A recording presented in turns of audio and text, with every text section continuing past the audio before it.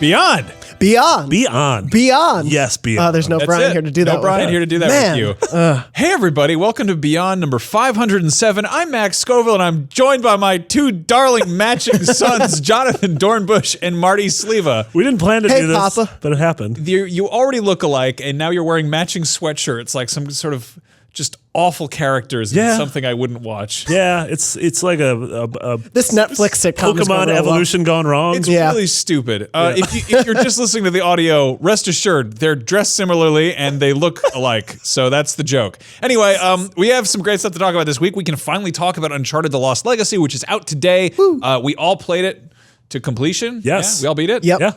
That's an Uncharted game.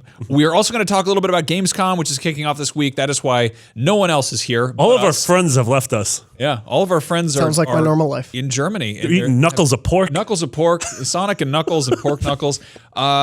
Yeah, so there's a bunch of stuff from there. Apparently, a PS1 classic known as Fear Effect is getting rebooted. And then a bunch of games come out this week, but not as many as should have, which is all of them. So yeah, without further ado, let's get into Uncharted. Let's talk about it. Let's make sure. No spoilers. No spoilers. We're not going to spoil anything. And I always do that thing where I'm like, this isn't a spoiler, but, and then I say a spoiler. I'm not going to do that thing where I'm like, hey, so I know it says in the title, The Lost Legacy. Do they find the legacy?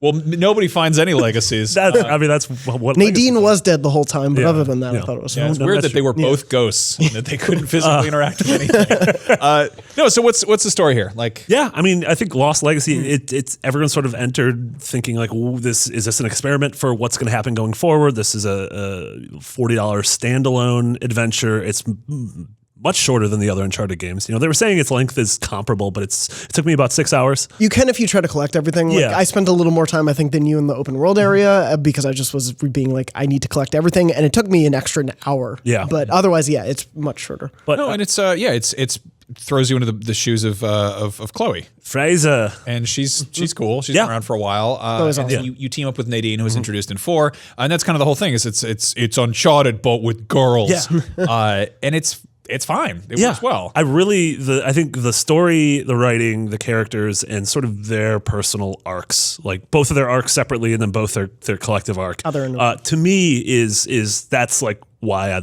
like what I love about the game. Yeah, I think both of them are fantastic, and like both the writing and the performances work so well. And it was like, it's some of my favorite writing in the series. I think there are certain moments that I was like, oh, this is perfect. Well, and it does that really great Uncharted thing of oscillating between these heavy moments of drama and gravity, and then also these like silly, quirky one-liners, but then also just like moments of the mundane, which Uncharted does really well. Like those moments in Uncharted 4 where you're just walking around his house and playing games with your wife and like that kind of thing. I think it's really cool. Yeah, I really like the introduction to this. Like it starts you off, and I mean we've kind of already seen this, right? Or no, they showed us a chunk. Well, the way this was revealed was that this chunk of Chloe kind of going through this. Yeah, but you didn't know it was Chloe, so she was wearing like a hood in that version of it. That was the big PSX last year. Yeah. It actually starts off before that, but I think it's a really kind of interesting little like very very sort of slow personal way of kind of introducing a character, even though we already know this character. What's weird though is I feel like this totally could be a standalone game. And for a chunk there, it kind of is. Like you could basically be like, oh, I'm playing this on its own. Part of me wants to without say, having the prior knowledge of who these people are. Part of me wants to say this could be, if you've never played an Uncharted game before, this is one for you. But towards the end, it starts bringing in stuff from other games, and then you kind of do need a prerequisite knowledge. Yeah. I think it does take a lot of the kind of the nuts and bolts of Uncharted 4 and kind of refines them and distills them a bit.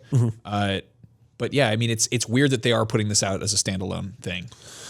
Yeah, I'm curious as to like just hearing the story behind this, because it's clear that Neil Druckmann moved on to Last of Us 2, but this doesn't feel like a B team thing, because the game is gorgeous. The game's one of the prettiest games ever made, and there are set pieces in there that stand up to some of the best. Oh, absolutely, yeah. The set pieces are few and far between, but when you do get them, it's like, oh crap, this is just incredible. Yeah.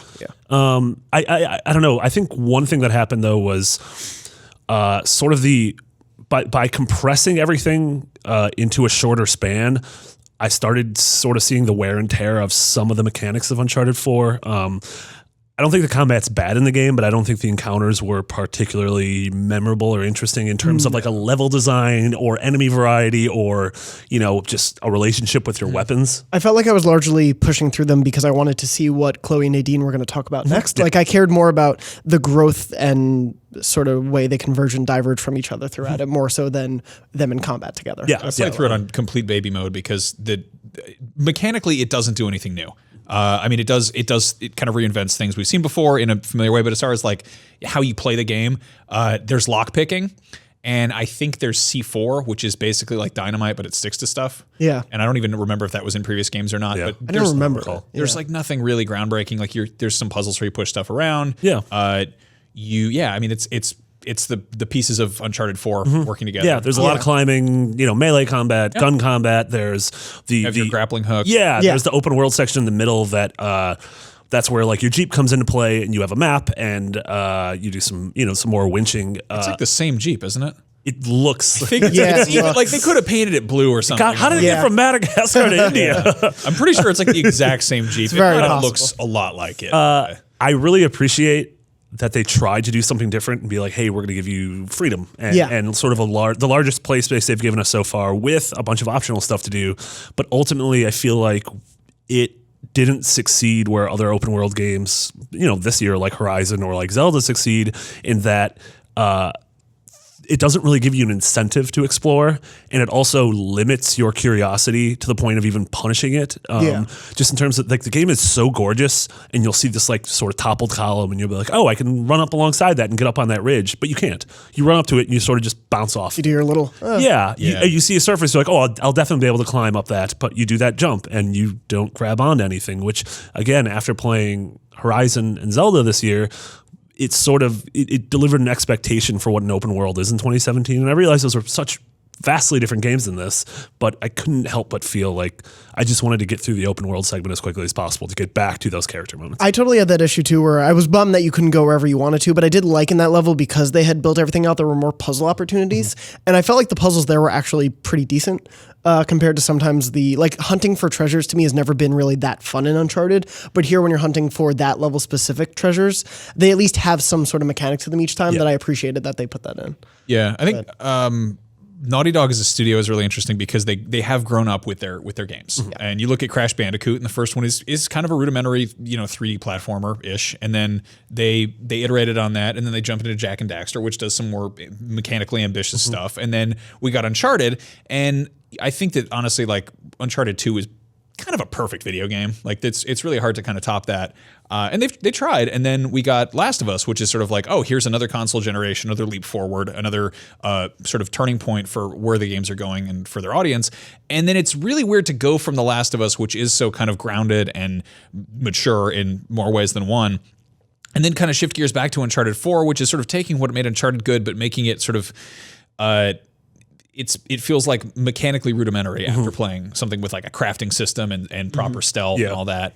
And the storytelling tries to be more sort of toned down. And it seems almost like Uncharted 3 should have been the end of Uncharted, but obviously it does really well and people love it, so they want more of it. And in this case, if you liked Uncharted 4, it's more of that. If Uncharted 4 was something you're tired of, this isn't going to, I don't think, blow anyone's minds. Well, and I like the idea, though, that at least for like Lost Legacy, that it's sort of this very well-constructed theme park ride, like a roller coaster that they've predetermined. I agree. I love like sort of more of the openness and player agency you have in The Last of Us, but at least with Uncharted, I'd be cool if every year and a half or whatever there was a 4 to 5 hour adventure in this world with some of the side characters that I got to just explore. It was well written, well acted. Like I'd be cool with that, but I agree. I don't want like a 15-hour Uncharted right now. Like that doesn't fit, at least in the mode that Uncharted has been. I mean, I think if we were going to see, I sort of wish that Uncharted 4 had been something that maybe they came back to after doing 2 Last of Us games or 3 Last of Us games. And they're really like, all right, let's from the ground up reinvent this, but it still has the guts of what last gen Uncharted games were like. And in this case, I mean, Brian really wasn't wild about this game because I think he's just sort of tired of what Uncharted has to offer. And I mean, we've played games that attempt similar things and I don't want to say do them better, but do them more ambitiously and succeed. You look at, I mean, there's a large chunk of, I mean, the Madagascar sequence in Uncharted 4, and then sort of the where the hell Western is it? Ghats in India. It's just it's this big open world area. But Uncharted isn't an open world game. It's like wide linear at best. It's not meant for that, and that's not its strong suit. So it feels like, I don't know. It feels like when, I don't know, Cypress Hill decided to do rap metal. It's like you were fine just doing rap. You don't need to try to mix it up. And well, I almost wonder if the open world thing is also an experiment, not just for Uncharted, but for The Last of Us Part 2. Like, can they deal with larger, like a full open urban area where you can sort of enter and exit buildings, and it's not, because even Last of Us 1 felt, again, it's open world in a linear corridor. Yeah, and the idea that like there were all these teases people found out online that like The Last of Us Part 2 could take place in Seattle. It's like, could they do it just a huge chunk of Seattle and let you just kind of explore it? Like maybe they're trying to build that and this was a good test. I wonder how they would do that, because so much of what makes Naughty Dog stuff good, especially more recently, is they tell stories. They do make these incredibly cinematic experiences that you still get to play. And there is that, I think Theme Park Ride is a better comparison than like, oh, it's like a, interactive movie narrative, or whatever. It's like it's you're funneled through different things, and it's enjoyable along the way.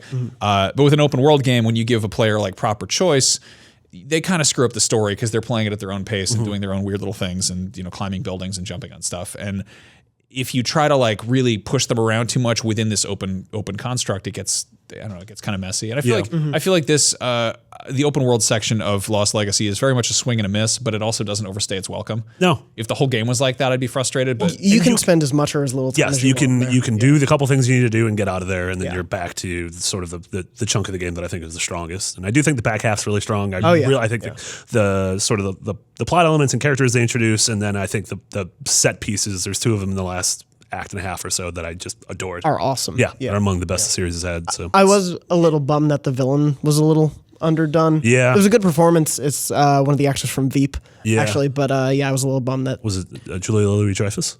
Yes, Julia Louis-Dreyfus is a Sav. Yeah. I literally had to just stop and try to remember who the bad guy was. Yeah. He lacks motivations other than he's just evil. Yeah. Especially when put in like next to how interesting and deep and sort of like humanly flawed Nadine and Chloe are. Yeah. But no, if this is, like you said, if this is Uncharted going forward, and if every, year and a half, 2 years, we get this sort of smaller, condensed adventure featuring, characters like Sully or something. Love to play a Sully game. Yeah, exactly. Young Sully. I was thinking about, young Sully would be great. Sully, Yeah, I was thinking also just like if they want to go totally off the like gunplay sort of thing, do an Elena story before she met Drake and she's like a journalist. Photojournalist. And doing photojournalism, and like it's sort of different and less combat. Pokemon Snap with gun runners or whatever. I'd play that. It's really cool. Naughty Dog cool game. It's I would say kind of the verdict, and let me know if you guys agree or disagree. If you loved Uncharted 4 and wish there was more of it, you'll love this. If you weren't crazy about it, then you probably won't love this. Yeah. Yeah, I think if you were tired of Uncharted by 4, this isn't going to pull you back in. Yeah. But if you're still a fan of it at all, this is I feel really that's, to me, I feel largely about this game how I did with 4, and I feel like that's going to range for everybody. So if you dug 4, like, I think you're going to really enjoy Lost Legacy. Yeah. On to Gamescom. The video games conference. Gamescom, the big old big show. Yeah. Conference. Yeah. In Cologne, Germany. Yeah.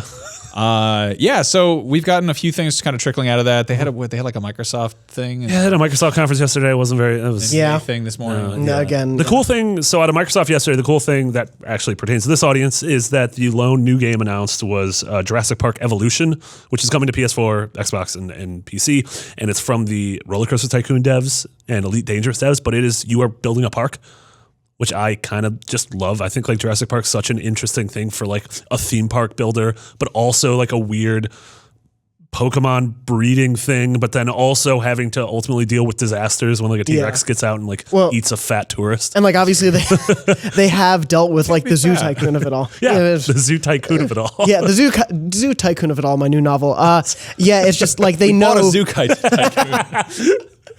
They just have an idea of how those systems work already, clearly from all their experience, and the Jurassic World, Jurassic Park universe is a brilliant idea to integrate into that, I think. Coming out next summer. I don't think it's going to be tied in with the movie, but it's probably going to be around when the sequel's coming out, which is Forgotten Kingdom. Fallen Kingdom. Forgotten movie. Revenge of the Fallen. This is such a bummer because I love dinosaurs and I love Jurassic Park. I really don't like simulation building. I like building games. things. I love tycoon games. Yeah. Maybe I haven't given them a proper chance, but like this is sort of like, I don't know. It's like when they're like, oh, it's a Game of Thrones game. I'm like, oh, and they're like, it's a Telltale game. And I'm like, oh, never mind. Yeah, I guess that's like you in like, if a game called Zoo Tycoon didn't get you, like a game where you love zoos. Yeah. But you just don't want to like make a zoo. You I mean, if you're like, hey, check it out, this game has all kinds of animals. I'm like, all right, great. What are you doing? You're like, well, you're kind of the business side of things. Like, I don't want to do the business side of animals. You're setting the price of hot dogs at the convenience stand. They're all $2,000. Let me ride the tiger. But yeah, that was a big thing out of Microsoft. Also, yeah, Microsoft. Yeah, and then this morning we had EA, which we got a bunch of new looks at Puppies.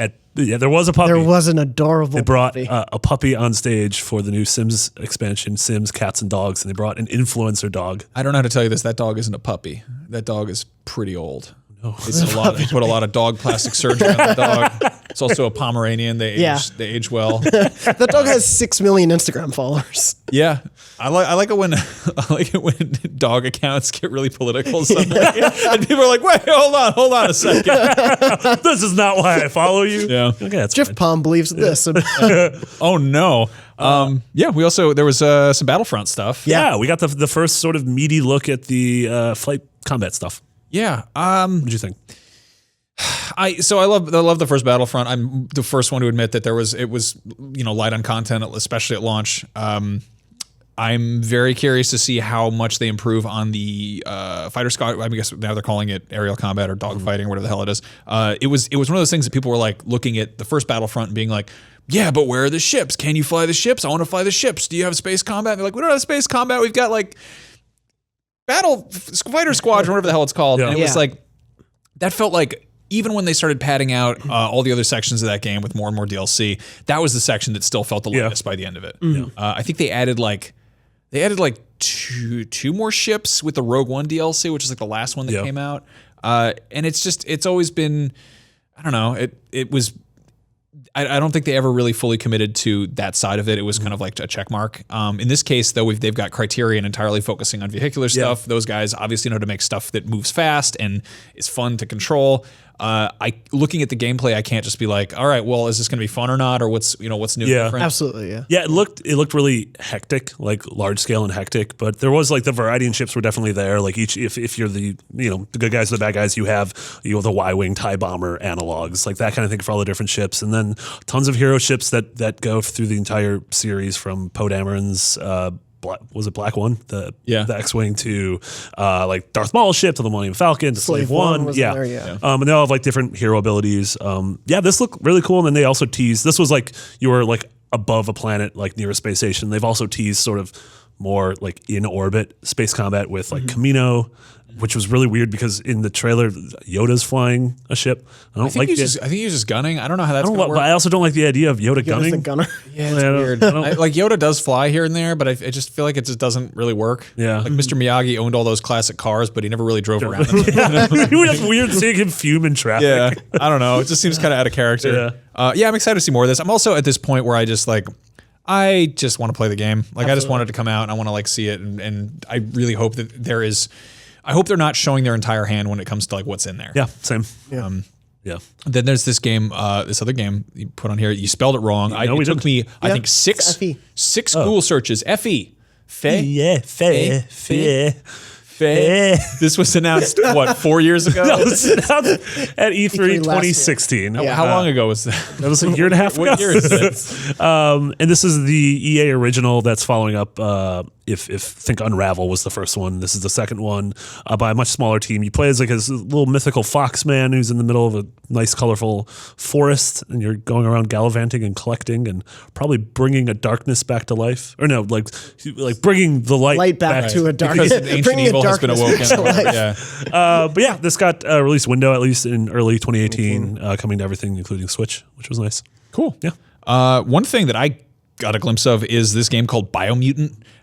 Which is it's a bunch of former Just Cause and Mad Max devs who are from Avalanche. Now they're working for THQ Nordic, and they're making this game called Biomutant, where it looks like Far Cry with Rocket Raccoon. So like I really want, and you get like basically everything leaked on Amazon because of course it did, because Amazon Europe is always doing that. But they gave like a whole rundown of everything in the game, which makes me think that it's probably coming out sooner than we realized. I think they said does systematically generated mean the same as procedurally generated?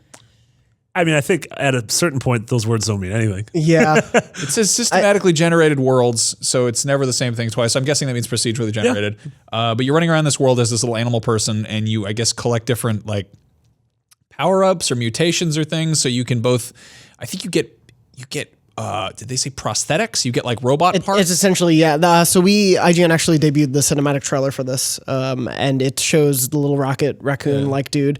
He's got sort of like a robot eye and a giant sword and other attachments to him. And I think essentially in the game, you can alter your character to have the different electronic attachments that you want. So it's like Deus Ex, where you just become more and more of a robo. Yeah, but you're a raccoon. You're an adorable sounds animal. Great. It sounds great. And there's a bunch of vehicles. They're like, yeah, I'll go on a jet ski and a toboggan and a canoe. And it's from the Just Cause guys, so like they know how to do like wingsuit stuff. Yeah. So obviously they can put that in this game. He said there's like hot air balloons. I'm like, that's not an exciting vehicle, but I want to ride one. Like I'm always saying, and this is frequently in regards to like diversity in games, but I am a white guy every day when I wake up, and it would be nice to play a video game where I'm not. And you can make that as political and SJW oriented as you want. In reality, I just want to play as more animals in video games. I feel like I'm reading a dog Instagram right now with all these politics you're inserting. Yeah. No, I don't mean to get too political here, but I really want to be a raccoon that's got like reptile fingers and like a laser cannon or something. Well, and it's just like, if the idea, I think I might be like creating a game here because I don't know what this game actually is, but like if you can like kill some other like weird mutant critters and then be like, oh, I want that thing's arm, and all of a sudden I got a snake arm, that seems great. What is a snake arm? It's just like floppy. Going over here. Okay, we're doing too much of You just glue like a second character onto your body. And Oh, it's like like a snake, talking. yeah. Or like a Banjo-Kazooie. Like you can't really take a snake's arm. Someone already has. Nature. God. Yeah, I'm really excited about this though. It looks. It's always cool when like a game is both announced and then like a bunch of crap shows up for it, and you're like, not only what is this, but I know this is real. Yeah, if they showed a logo and a cover, I'd be like, but it's cool. Yeah, go to bed to not know a thing exists, and you wake up and you're like, oh, this is something I'm excited for next year. Yeah. And we can actually see it exists. Yeah, exactly. Yeah, super excited. But we're gonna the rest of the team is over in Germany all week, so we're gonna have a ton of hands-on impressions of all sorts of the big EA games, Bethesda games, Ubisoft games, some Sony first-party stuff. So stay tuned to that. And we're also gonna be streaming live. I think Brian's gonna be doing a bunch of that. Brian's gonna be playing Battlefront and all that, and they're gonna be talking to all these people and interviewing them and doing the whatnots. I think they're doing like a mini Beyond there. Probably, yeah. Yeah. So other big news. Fans of Fear Effect, the PlayStation game from 18 years ago. Good news, everybody. The game itself is finally legal and it's getting reinvented. So they announced that they're going to be basically doing a whole like remake, remaster, whatever the hell we're calling it at this point. Is a French developer called Sushi, but spelled wrong. so they spelled the SUSHEE. Okay. I was a little bit worried because I clicked on that developer's page because I'd never heard of them. And usually when you go to like the about us thing, it says like, hey, we're an indie dev formed from a bunch of X, Media Molecule, and Ubisoft. Sure, yeah. This was just, we're video game developers who play lots of games, including, and then they just listed like 100 games. That sounds like they're looking for a drummer. They're like, hey, we're a band. We need a drummer. Like, here's our influences. League and Red Dead and Mario Rush World. And The Who. I was like, okay, that's a little weird. The weirdest thing about all this is that there's several Fear Effect projects in the work. One is a top-down isometric strategy game that looks like hand-drawn anime that is being crowdfunded. My gut says unsuccessfully. Okay. But then this Fear Effect Reinvented, which is a full remake of the 3D sexy lady survival horror game, is just getting a full-on, it doesn't need to be crowdfunded. It's coming. Yeah, so this whether is, you like this it is or weird. not. Obviously, some people like Fear Effect. I never played it. It came out, I don't know. I think it was end of 99 or early 2000s. I was too young for that. Yeah, I was playing Pokemon, but this is a was game in that diapers. leaned very heavily into fan service. Like this was kind of that. There's an ad that I'm trying to find right now that IGN is quoted on. It is this is. I'm sorry, I have to read this. First of all, the ad is a large yellow background and it has two cel shaded women. One of whom is lying on her back. And she's reading a magazine called Big Guns, and the other one is straddling her and giving her a back rub. And it says in big letters, "No one's surprised. This story is capable of 13 climaxes." And the women are also that's bad. That's a bad storytelling. The women are also both in their underwear and they have guns. Man, I can't even read it. It's too small. It's basically just really. It's a very very bad quote, and it's sort of like.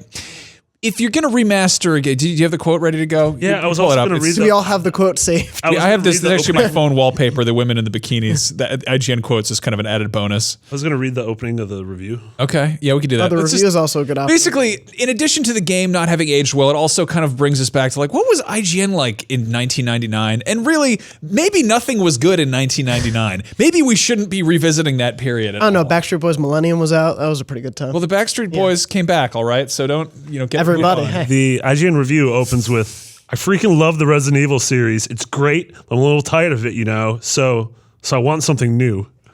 Can I go now? I feel like Dan would fire us. Yeah, probably. But yeah, so Fear Effect was a 3D cell shaded like sci-fi-ish survival horror game where you played as these two agents. And it came out in a post Resident Evil 2, Silent Hill 1 world, and those two games were very good and were like they did what they set out to do and they succeeded.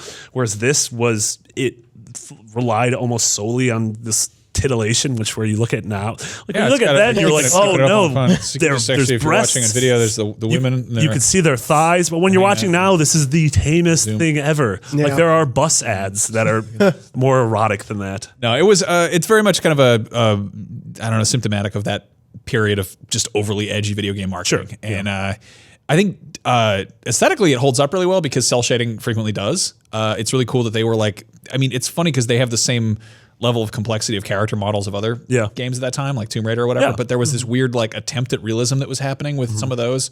I mean, you look at Resident Evil 1, and you're like, who are these horrible wood carvings scampering around on the screen? And, but then later on in the PS1 era games like Parasite Eve like tried to go for realism. Even like Final Fantasy VIII had like realistic proportions.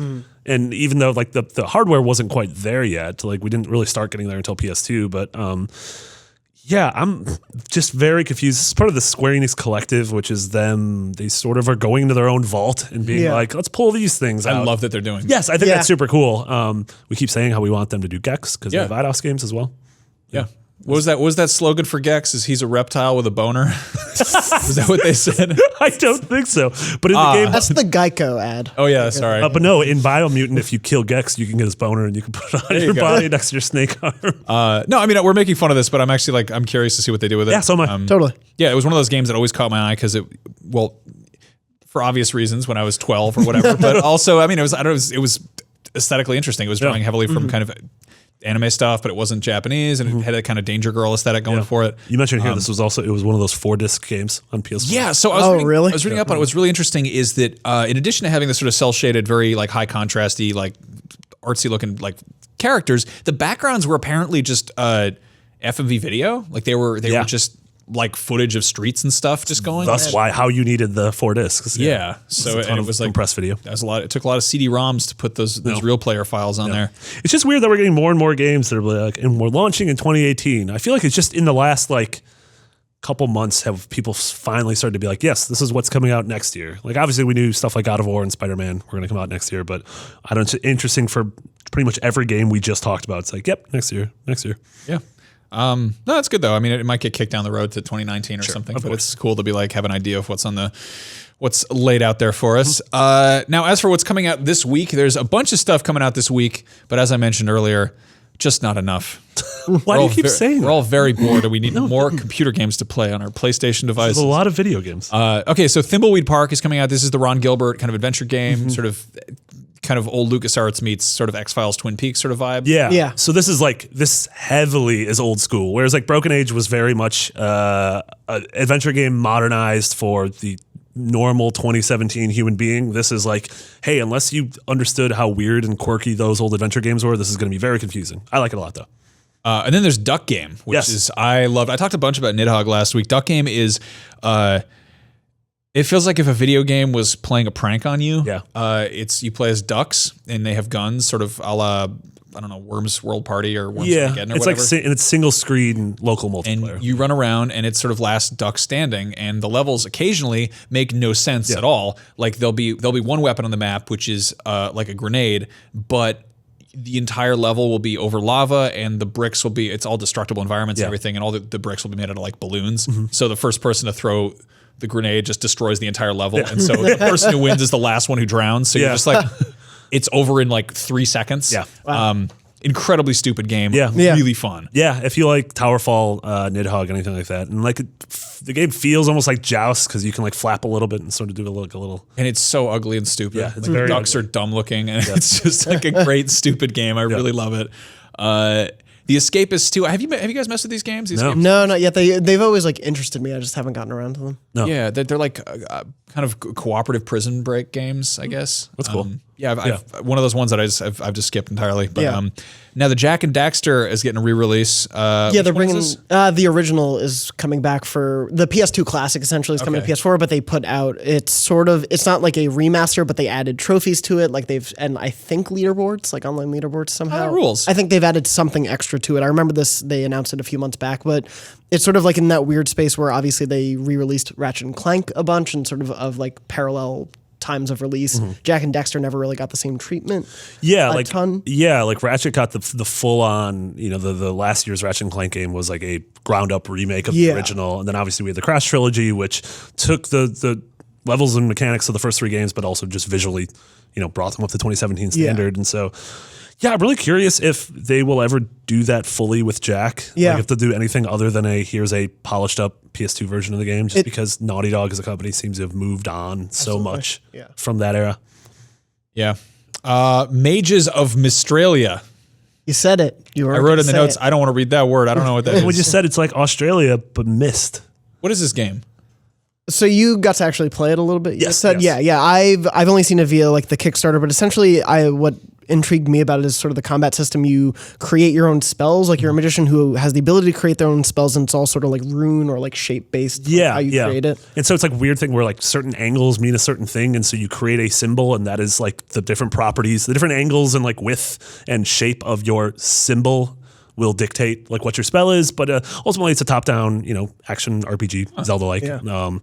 Something I enjoyed it when I played it like a year and a half ago. And I like the idea that, like, I was telling you about this game beforehand called Eichenfell that's in production too, of just like it's sort of like a magic school where it's like a turn-based RPG. It looks like sort of thing, but I just like we're getting closer and closer to the Harry Potter game I always wanted, and I was sort of watching you telegraph that that's yes, how you were excited about and that. that's essentially I just want a Harry Potter game. Please make that. no. So points for anytime John. there's a game with magic or wizards or spells, You've got buying that can get us one step closer to Jonathan's Harry Potter game.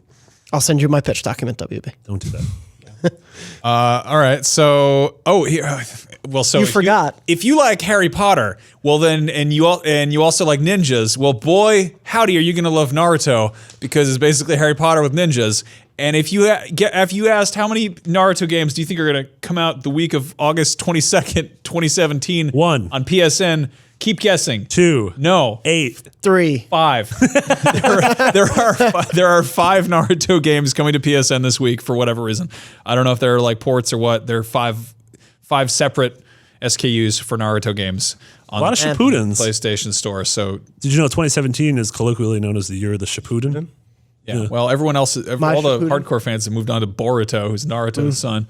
I don't like that he named his trying to son make fun of Boruto. it. Yeah, I don't. It seems odd. Yeah. Goku didn't name his like boy Boku. It was Gohan. It's Gohan and close. Goten. It's Yeah. It kind of goes with the. I don't know. Anyway, So we're not trying to make fun of Naruto. I just think it's odd that they were like, I'm like, PSN, what's in store today? And I'm like, okay, all right, okay, Naruto, all right. A couple games we talked about that came out last week that I got a chance to actually play. There are 2 really cool Cyberpunk games. One of them is Observer. Ooh, yeah, how was that?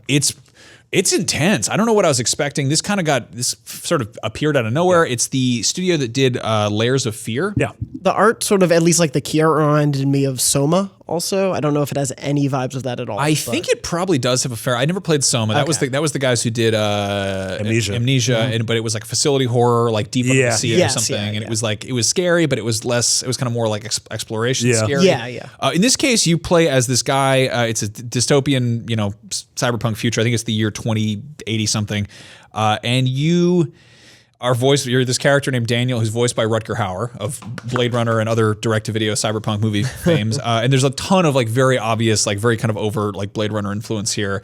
Aesthetically, I was really surprised at how cool this game is. It's first person. You walk around and you're this guy who's like an observer is basically somebody who hacks into your thoughts. Like he's sort of like a dream snatcher. Like he goes in and he's got this like he jacks into your brain. And then he winds up in this tenement, like kind of investigating this murder, and then things start getting weird, and there's like a whole lockdown, and then it turns into this like intense horror story. And it's kind of weird to be like, okay, so here's cyberpunk, here's this fairly high concept science fiction setting to begin with. Oh, and then by the way, there's like horror on top of that. Yeah. So I think effectively the tagline is, what if somebody could hack into your fears? That's cool. And it gets I get a little bit too, I don't know if I'll finish it. I'm kind of a big kind of a milk baby when it comes to being scared of stuff. A milk baby? But in terms of just exploring the environment, it does some really cool stuff. It's very like kind of first person adventure-y where you go around and look at stuff and analyze things. But in addition to being like, oh, here's normal vision and I'm picking up objects and looking at them closely, you also have like electromagnetic vision, which is for like analyzing electronic stuff, or like biovision, which shows you like if you see like a blood trail. So it's like kind of having these like this two-tone detective mode kind of That's setup. cool. Yeah. Is there combat? Do you have a gun? I don't know. I haven't gotten to a gun yet. I think it's mostly just walking around and getting startled by stuff. The trailer looks really cool. The game looks gorgeous and, like you said, very creepy. It's interesting because it's like it's gorgeous. It's a Polish studio, I think.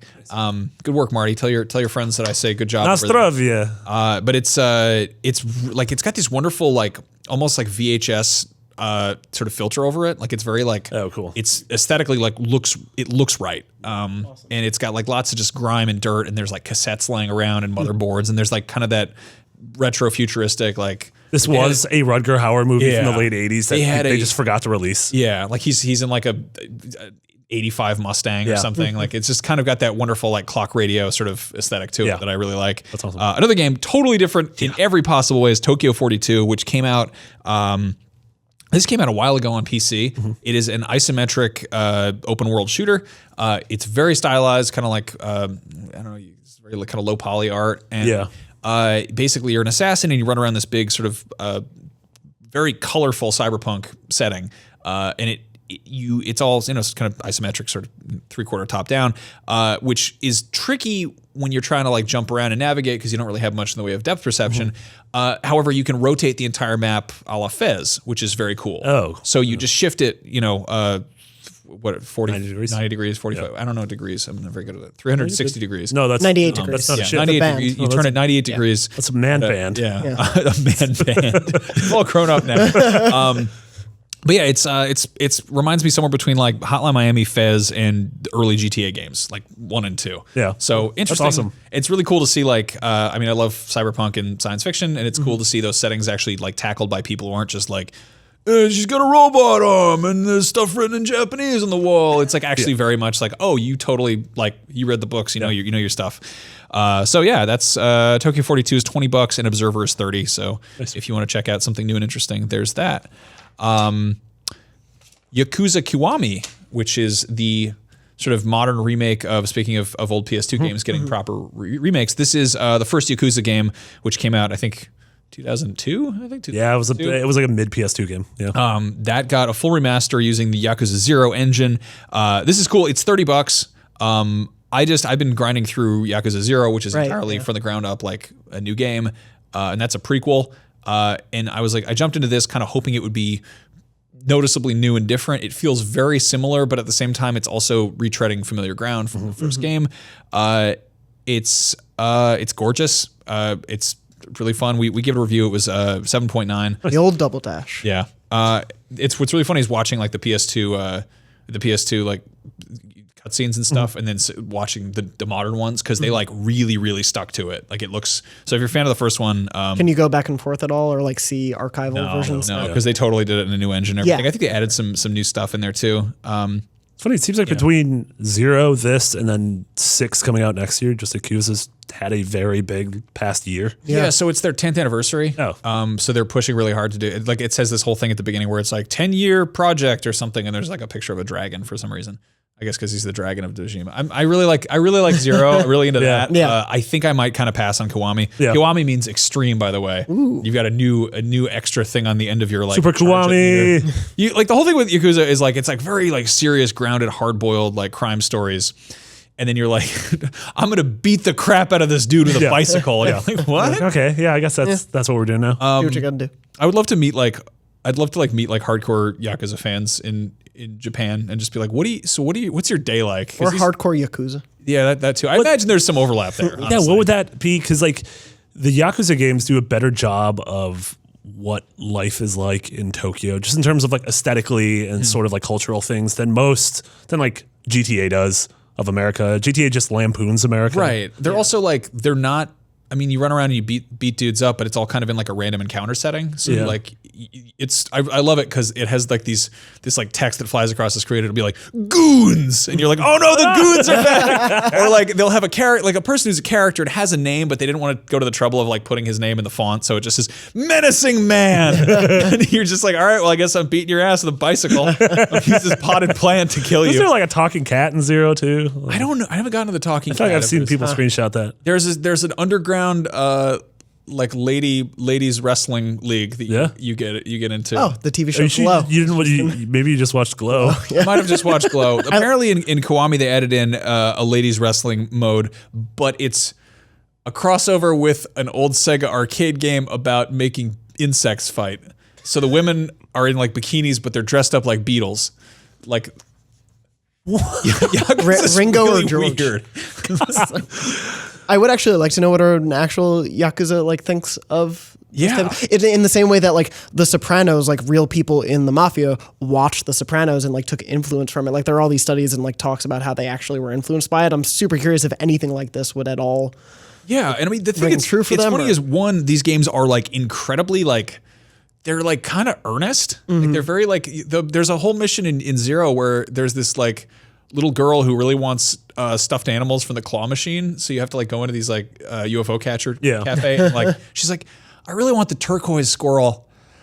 I have a single parent. You're like, oh no. And you're like, oh, I'm supposed to be like solving a murder or whatever, but I'm gonna get the squirrel. Yeah, they're really funny and they're very goofy, but at the same time, then it like switches, like shifts gears. I mean, I'd compare it to maybe like Metal Gear in terms of like tonal inconsistencies that still sort of work. Yeah.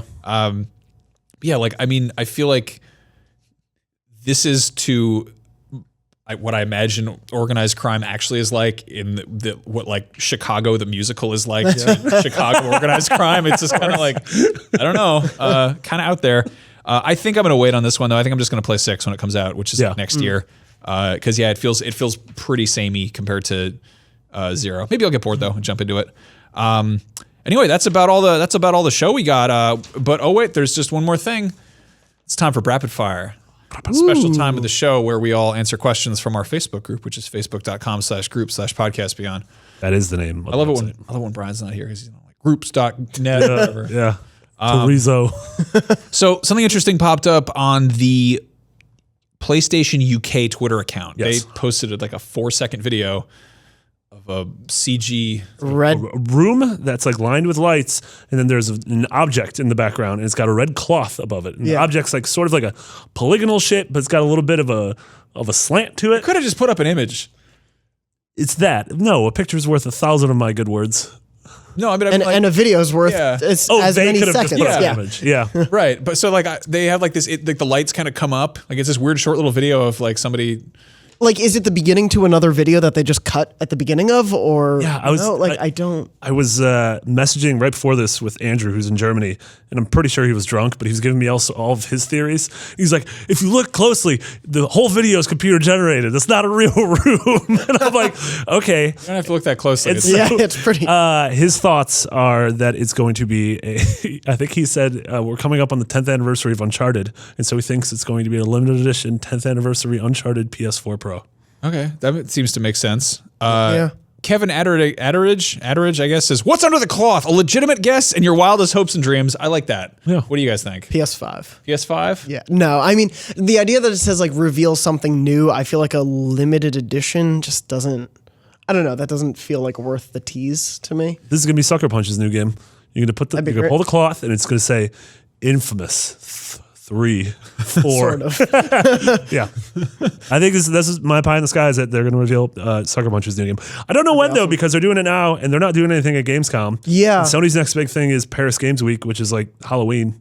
Yeah, there was no indication of when this will be shown. Yeah. Right. Video. It's also very odd that it's just PlayStation UK. It's not like a coordinated effort across all I think there were a couple others, but it wasn't like the US PlayStation account did not tweet it as far as I saw.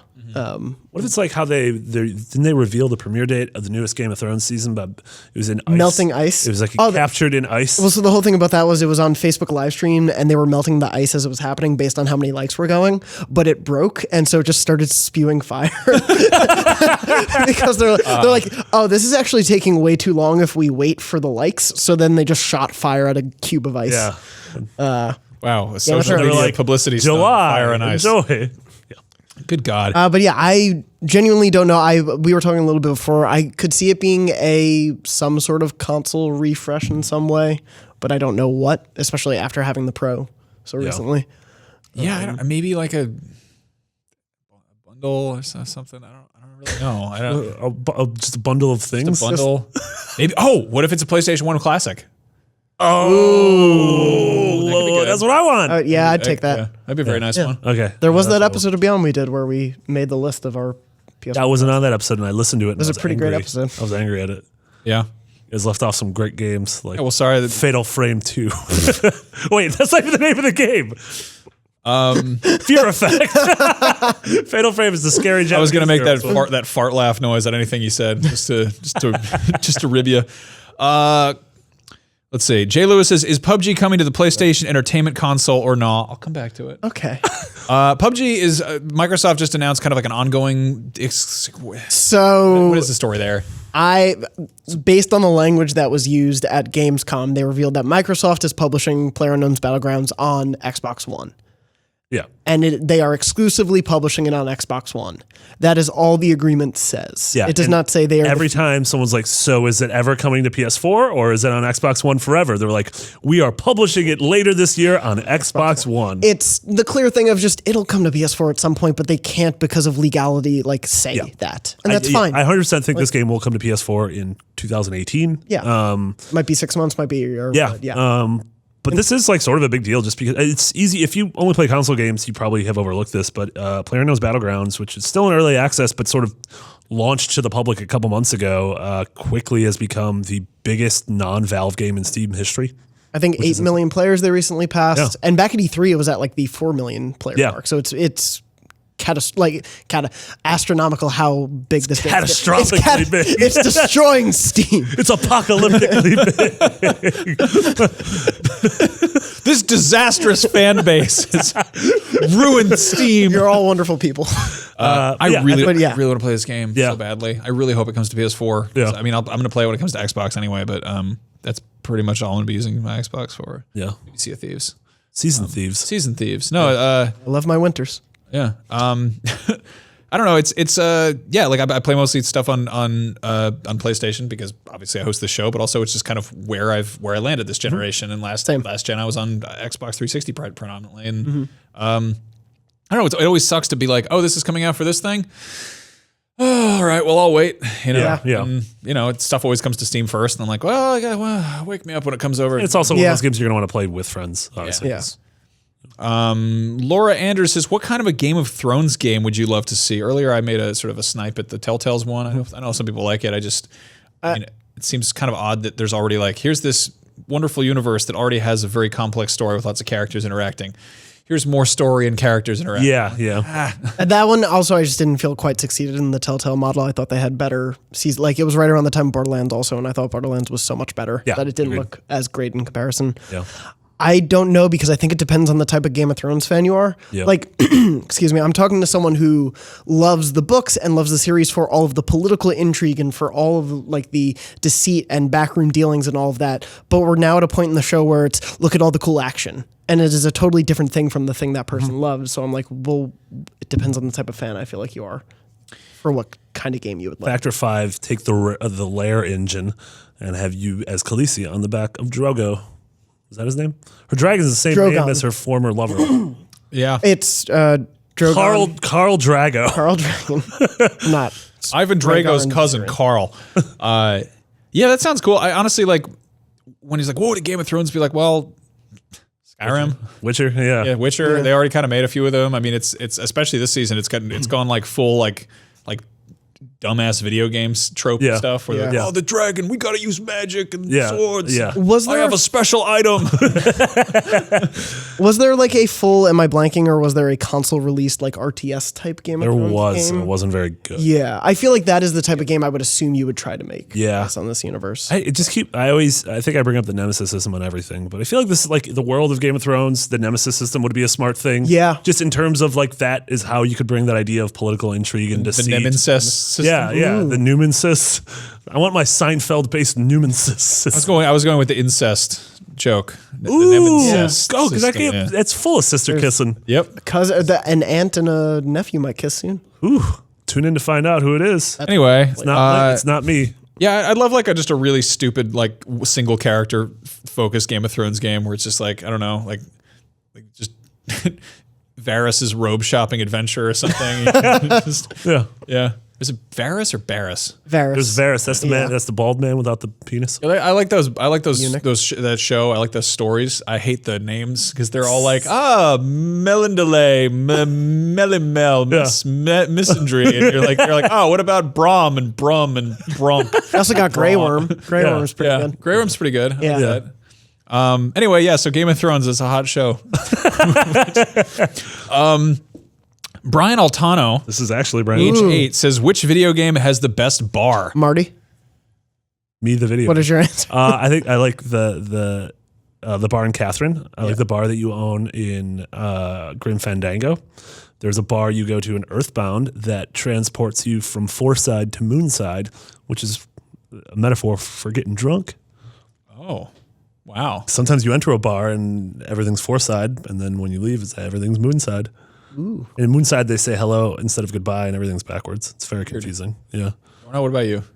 Nothing is immediately coming to mind. Sorry, Brian. I can't think of the bars and games. They don't really stick with me. I pulled it up. I was like, bars and games, and there's like a complex like top 50 list that like, goes over all of them, and I'm like, this is a lot of bars. And I was like, this is also from like 2012. There's like a ton of stuff missing here, and I think they picked one for like they didn't have any of like the dozens of taverns in The Witcher. Yeah, I'm sure like I had fun in a GTA 4 bar back in the day, probably. Yeah, I get that bar from Tapper. The arcade game Tapper, I get anxiety because it's all about just like they're like throwing beers across the table, and it's like, that bar sucks. Oh yeah, Tapper's not a good bar. I would not want to go there. No, it's a bad bar. Don't all go communal there. seating. Bad bar. It's all communal seating. Bad bar runs that place. Yeah, the elephant. Silly elephant. The cantina, is that a trick answer? The cantina hasn't. I'm trying to think if that's been done properly in a game. Oh, Super Star Wars. You fight one of those giant monsters. Yeah, it's like a mile and a half long, and you fight the Wolfman like 18 times, and everything explodes for no reason. Is there a Persona 5 bar? You can actually work at the bar. It's called Crossroads, which is confusing because that's the name of our coffee shop. Huh. I don't. Oh man, I'm trying. Like, I think Saints Row had a bunch of good ones. Yeah, but then there's also like, would I want to like hang out at this bar, or would I want to just like go to it once and then be like, this is too loud and expensive. I will not go here anymore. Does Yakuza have good bars? Yakuza has one. It's called Serena. Okay. Yeah, you go there. You go there a bunch. It's got like a bunch of cool little. I think just Tokyo has cool bars in real life. Yes. I met Kel Mitchell at a bar this weekend. Oh yeah. From Keenan and Kel. Was he all that? I bet so many people made that joke to him. I bet he was very upset. Apparently, he hosts a video game show. Really? Game Changers or Shakers? Game Shakers. It's a Nickelodeon show about like a group of kids who basically run like a mobile game development studio. I would have called it Kelzone. Sorry. Yeah. That's why I was explaining the plot of a Nickelodeon show I have not seen. So that's weirdly enough, that's actually a Nickelodeon game show. Explain the plot of this. Summer Sanders hosts. It's great. Oh man, I had such a crush on Summer Sanders. Who didn't? All right, so finally, Kristen Bates asks, what's a day in the life of Peppers like? Peppers is my little Pomeranian dog, if you are unfamiliar. You can follow him on Instagram, www.instagram.com/awpeppers, aw with 2 W's, and peppers spelled like the what is it, like a fruit or vegetable? I don't even know what it is. I think it's a vegetable. The seasoning? The dangerous vegetable. Pepper, like Yes, peppers. I know, but he's multiple. So. So Peppers he hates flies. They come in the house, and I'm guessing they probably smell like other dogs' poop. So it's probably like a terrifying ghost. Like to have this, like, because dogs can smell everything, but if a fly comes in and it's like tiny, but it smells like 18 dogs, you're probably like, what is that? I have to fight it. But I don't really know what he sleeps a lot. Hates delivery people. Oh yeah. He comes to work. He has a good time. Yeah, he's always very polite at work, I feel. Yeah, it helps when he's in like clothing.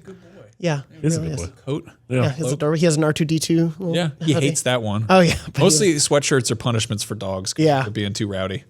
he's real adorable in it, and he's in a video game, isn't he? Yeah, I think Peppers is going to be put in a butt sniffing pugs game. Yeah.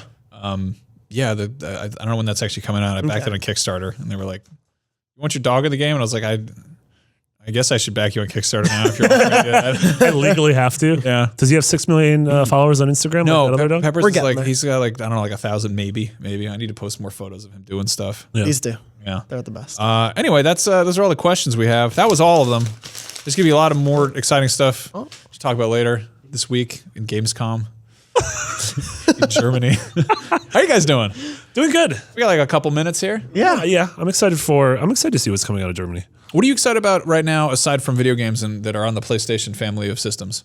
Just like in Anything. life.